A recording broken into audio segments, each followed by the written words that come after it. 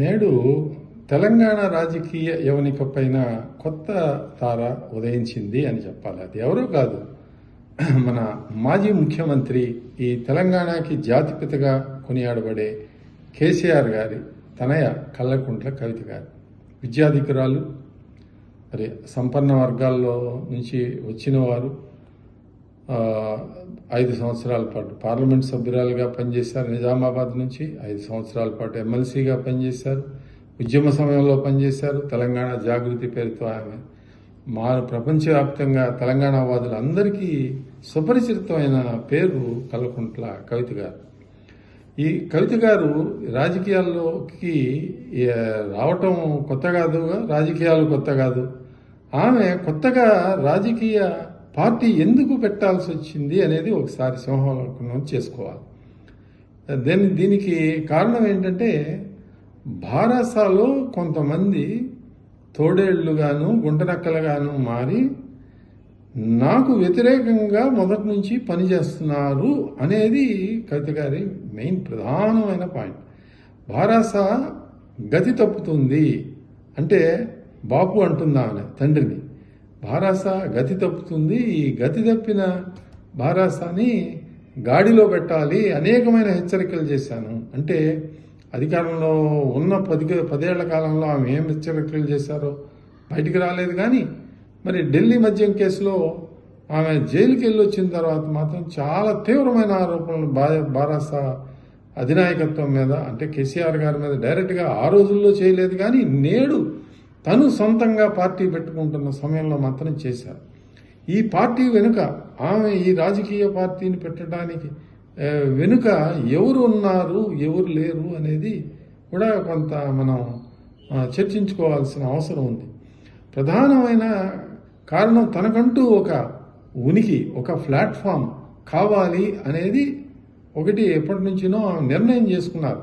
ఎప్పుడైతే తిహార్ జైల్లో ఆమె సుదీర్ఘకాలం గడిపారో అప్పుడే రాజకీయాల్లో మనకంటూ ఒక ప్లాట్ఫామ్ కావాలి, అంటే తెలంగాణ జాగృతి సంస్థ సరిపోదు, అది సోషల్ ఆర్గనైజేషన్గా తెలంగాణ రావటానికి ఉపయోగపడింది.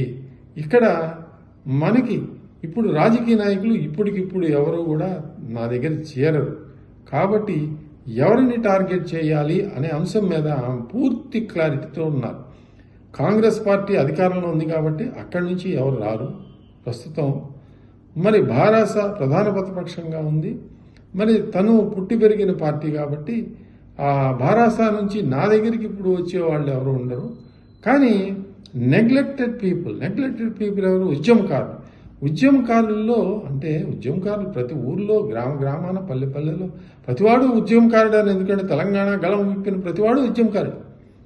మరి ఆ ఉద్యమకారులందరూ మేము నిర్లక్ష్యానికి గురిపడ్డాము అని మెజారిటీ ఆఫ్ ది సెక్షన్ అనుకుంటున్న సమయంలో ఆ ఉద్యమకారులని టార్గెట్ చేసుకొని వాళ్ళని ఆకర్షించడం కోసం ఆమె ఒక నినాదం ఎత్తుకున్నారు.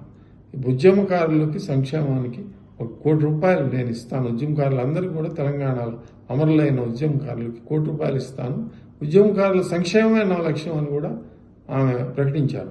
పాంచజన్యం అంటే 5 హామీలు శంఖం పూరించారు. ఆ శంఖం పూరించింది పాంచజన్యం అనే పేరు పెట్టుకున్నారు. ఆ పాంచజన్యంలో ప్రధానంగా 5 హామీలు: విద్యం, వైద్యం, వ్యవసాయం, అంటే రైతే రాజు అనేది ఆమె ఫిలాసఫీ. విద్య అంటే పూర్తిగా ఎడ్యుకేషన్ ఈజ్ ఫ్రీ, వైద్యం పూర్తిగా ఫ్రీ, ఎక్కడికైనా తెలంగాణలో ఏ ఆసుపత్రికి వెళ్ళినా కానీ వైద్యం ఫ్రీ. మరి ఉపాధి, అందరికీ ఉపాధి కల్పిస్తాను, దానికి సౌరమైన చట్టాలు కానీ ప్రభుత్వ పాలన కానీ ఉపాధి వచ్చే విధంగా ఉంటుంది అనేది సామాజిక న్యాయం. అంటే ఇది వైల్డ్ కార్డ్, అందరూ ఉపయోగించేదే, దాన్ని ఏ విధంగా అన్వయించుకోవచ్చు. సామాజిక న్యాయమే మా లక్ష్యం. అమ్మ ప్రభుత్వం అంటే మాది అమ్మ ప్రభుత్వం. తమిళనాడులో జయలలిత గారు, ఇందిరమ్మ గారి కాలంలో మాది ఇందిరమ్మ ప్రభుత్వం అని చెప్పుకునేవాళ్ళు. ఇప్పుడు కూడా మరి కాంగ్రెస్ వాదులందరూ కూడా మాది ఇందిరమ్మ ప్రభుత్వం.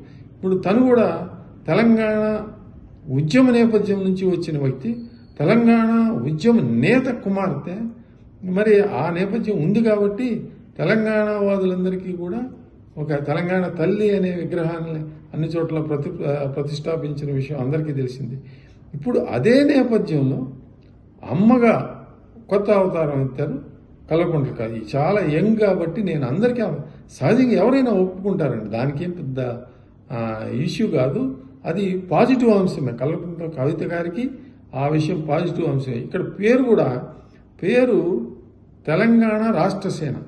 మాకు కూడా నిన్న ఒక వీడియో చేశాం.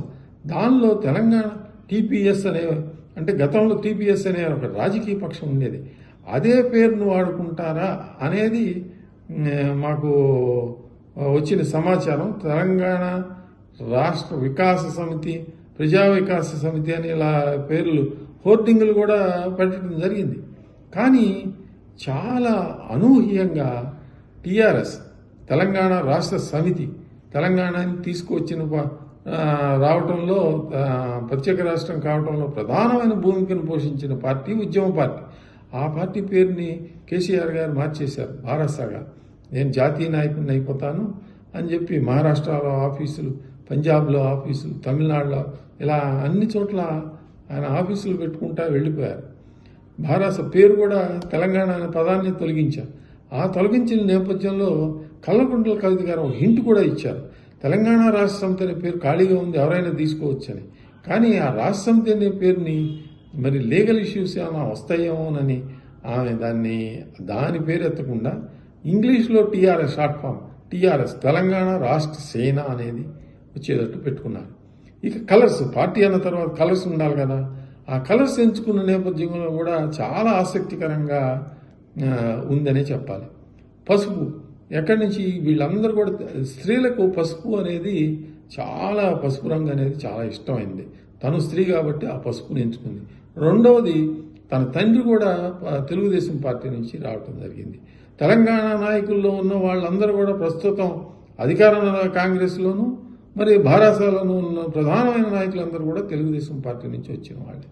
అంటే ఆ పసుపు అనే దానికి ఒక అట్రాక్షన్ ఉంటుంది. ఇప్పుడు తెలంగాణలో తెలుగుదేశం వాదులందరూ కూడా ఎవరికి సపోర్ట్ చేయాలి ఏంటి అనే దిక్కుతోచని పరిస్థితిలో ఉన్నారు.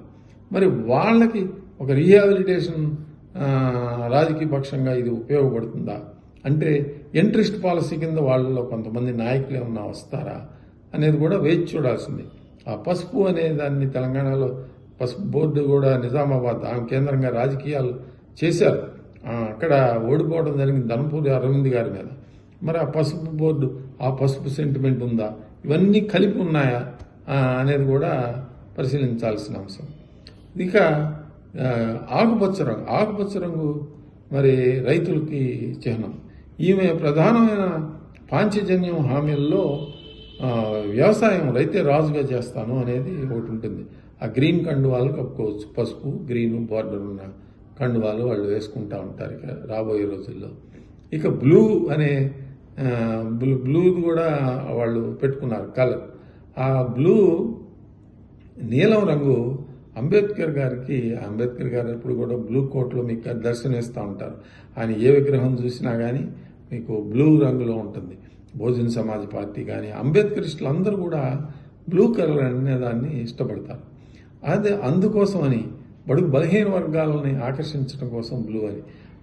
జెండా రంగుల వరకు కల్వకుంట్ల పేరు కూడా భారస నాయకులకి షాక్ వచ్చే విధంగా ఆమె పేరు కూడా టీఆర్ఎస్, తెలంగాణ రాష్ట్ర సేన, ఉద్యమ సేన అంటే ఆ విధంగా ఆమె చేయటం జరిగింది. ఇక తన ఫస్ట్ పబ్లిక్ మీటింగ్ అంటే అధికారికంగా అనౌన్స్ చేసిన తర్వాత ఫస్ట్ పబ్లిక్ మీటింగ్లో ఘనంగా ఆరంగేట్రం చేశారని చెప్పాలి. అమరవేల స్తూపానికి నివాళులు అర్పించి ర్యాలీగా మరి అక్కడికి రావటం, అక్కడ బహిరంగ సభ దాదాపు 30 నుంచి 50 వేల మంది హాజరయ్యారని చెప్తా ఉన్నారు. బాగా అట్టహాసంగానే కల్వకుంట్ల కవిత గారు ఆ మొదటి ఆవిర్భావాన్ని ఘనంగా నిర్వహించారని చెప్పాలి. ఇక ఆ ఆవిర్భావ సభలో ఆమె ఫస్ట్ కన్ఫెషన్, మనం ఏదైనా మనకు ఒక బ్యాక్గ్రౌండ్ ఉన్నప్పుడు కొత్త వ్యక్తి కాదు కన్ఫెషన్ చేసుకోవటానికి, ఆల్రెడీ రాజకీయాల్లో ఉన్న వ్యక్తి, అధికారం తెలంగాణ ఉద్యమంలో పాల్గొని తెలంగాణ ఏర్పడిన తర్వాత మరి అధికారంలో భాగస్వామ్యంగా పనిచేసిన వ్యక్తి, ఎంపీగా హోదాలు అనుభవించారు, ఎమ్మెల్సీగా హోదాలను అనుభవించారు. కాబట్టి ఆమె ఒక కన్ఫెషన్ స్టేట్మెంట్ ఇచ్చారు. ఆ కన్ఫెషన్ స్టేట్మెంట్లో మరి తన తండ్రి అయిన కల్వకుంట్ల చంద్రశేఖరరావు గారు, మాజీ సీఎం కేసీఆర్ గారి మీద తీవ్రమైన ఆరోపణలు చేశారు. ఆయన మన మనిషి కాదు, అంటే మన మనిషి కాదు, ఆయన ఇప్పుడు తెలంగాణ మనిషి కాదు అనే అర్థం వచ్చే విధంగా ఆయన ఇప్పుడు మర మనిషిలా యాంత్రికంగా మారిపోయారు. మరి తన తండ్రి మీద తీవ్రమైన ఆరోపణలు అవి చేశారు. తెలంగాణ ప్రభుత్వంలో, తెలంగాణ రాష్ట్ర సమితి ప్రభుత్వంలో ఏర్పరిచిన ప్రభుత్వంలో అనేకమైన తప్పులు జరిగాయి. మరి ఆ కుటుంబంలో భాగస్వామిగా నేను కూడా దానికి బాధ్యత వహించి క్షమాపణలు కోరుతున్నా. ప్రాయశ్చిత్తం దీనికి చేసుకోవాల్సిందే. ఆ ప్రాయశ్చిత్తం కోసమే మరి ఈ రాజకీయ పార్టీని నేను స్థాపించడం జరిగింది అని ఆమె గట్టిగా చెప్పడం కూడా ఆలోచన పరుల్ని ఆలోచింపజేసే విధంగా, అంటే ఎవరైనా కానీ నేను తప్పు చేశాను, దానికి ప్రాయశ్చిత్తం చేసుకుంటున్నాను అని తప్పు చేశాను అని ఒప్పుకోవడం కూడా గొప్ప విషయమే. అందులో కూడా తన తండ్రిని కూడా చూడకుండా మరి విమర్శలు చేసిన విధానం కూడా చేస్తుంటే పలువురు రాజకీయ నాయకుల్ని విస్మయపరిచింది. రాజకీయ పరిణితిని కేసీఆర్ కోల్పోయారు అనేది చాలా పెద్ద వాక్యం. అది ఎవరో నోటి నుంచో వచ్చింది కాదు, స్వయంగా కన్న కూతురే రాజకీయ పార్టీ ఆవిర్భావ సభలో చెప్పింది అని అంటే భారాసాతోటి పెద్ద యుద్ధానికి ఆమె సంసిద్ధమయ్యారని చెప్పాలి. ఎందుకనంటే ఆమెకి ప్రధానంగా భారాస నుంచినే నాయకులు రావాలి. రాబోయే రోజుల్లో మున్సిపల్ ఎన్నికల్లో కానీ, హైదరాబాద్ మున్సిపల్ ఎన్నికల్లో కానీ, జడ్పీటీసీ, ఎంపీటీసీ అన్ని ఎన్నికల్లోనూ పాల్గొంటాను అని పాజిటివ్ నోటోడు, అంటే పాల్గొంటాను అని అంటే నాయకులు రండి, నేను అంటే చరిష్మా కలిగిన నాయకురాలు. కవిత గారు అల్లడప్ప నాయకురాలు ఏం కాదు. కవిత గారు కూడా తనకంటూ ఒక నాయకత్వం ప్రతి మండల కేంద్రంలోనూ, ప్రతి జిల్లా కేంద్రంలోనూ, మరి విలేజ్ స్థాయిలో కూడా కల్వకుంట్ల కవిత గారికి తెలంగాణ జాగృతి ద్వారా కానీ, మరి కార్మిక సంఘాల ద్వారా కానీ పరిచయాలు అన్నమాట వాస్తవం. ఆమె తెలియని వాళ్ళు కూడా చాలామంది రాష్ట్ర వ్యాప్తంగా ఆమె పరిచయాలు ఉన్నాయి. ముఖ్యంగా ఆమె నిజామాబాద్, ఖమ్మం మరి సిటీలోనూ ఫోకస్ చేసి రాజకీయాలు చేస్తారు అని అంటున్నారు. మరి రాబోయే రోజుల్లో ఏం జరుగుతుందో చూడాలి. మరిన్ని అప్డేట్స్ కోసం మా కాయ్ టీవీని సబ్స్క్రైబ్ చేసుకోండి. మా వీడియో కనుక మీకు నచ్చినట్లయితే లైక్ చేయండి, షేర్ చేయండి.